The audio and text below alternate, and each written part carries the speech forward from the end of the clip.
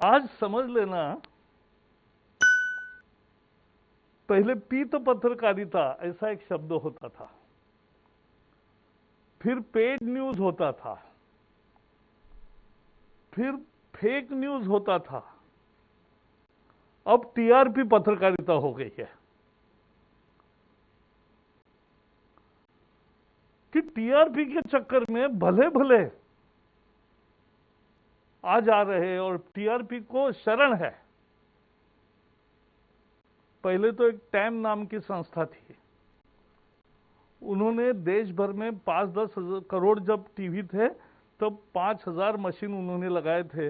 ये प्राइवेट संस्था थी, वो टीआरपी निकालती थी कि कौन सा कार्यक्रम, कौन सा चैनल, कौन सा ज्यादा देखा जाता है।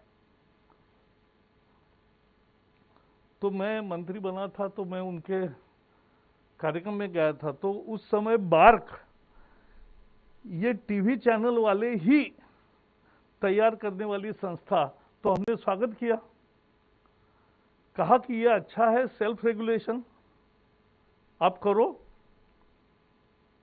लेकिन अब उसी में से लोग आ रहे हैं और शिकायत भी कर रहे हैं। जो संस्थापक थे वही शिकायत करता हो गए।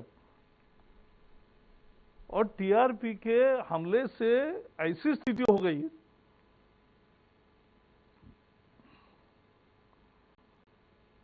कि पिछले 2 सप्ताह का या 2 महीने का भी आप जरा याद करो कैसे रिपोर्टिंग आया है, तो भी हमें समझेगा कि कहां तक पहुंच गई है ये टीआरपी का अनावश्यक बोझ। मीडिया को कभी न कभी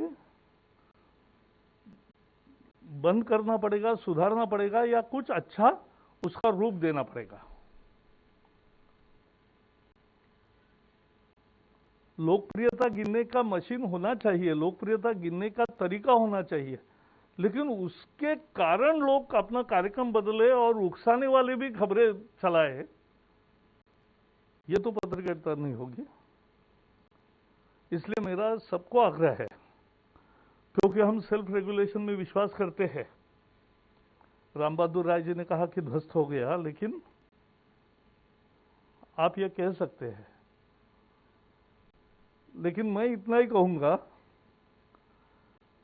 कि सरकार विश्वास रखती है मीडिया पर, मीडिया के आजादी पर। मीडिया अपनी स्वतंत्रता, संयम से कैसे काम करे इसकी यंत्रणा खुद तैयार करे। सरकार किसी के अधिकार हथियाना नहीं चाहती, आजादी पर आंच आना नहीं देना चाहती, लेकिन एक रिस्पॉन्सिबल जर्नलिज्म हो, इसके लिए, और वो रिस्पॉन्सिबिलिटी खुद ही तय करना होता है, उसके लिए किसी के हुक्म की जरूरत नहीं होती। क्या आप पर भी बरपा है जालसाजी का कहर?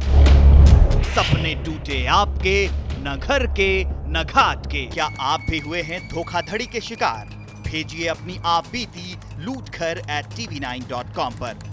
देखिए रोज रात 9:30 बजे। फिक्र आपकी,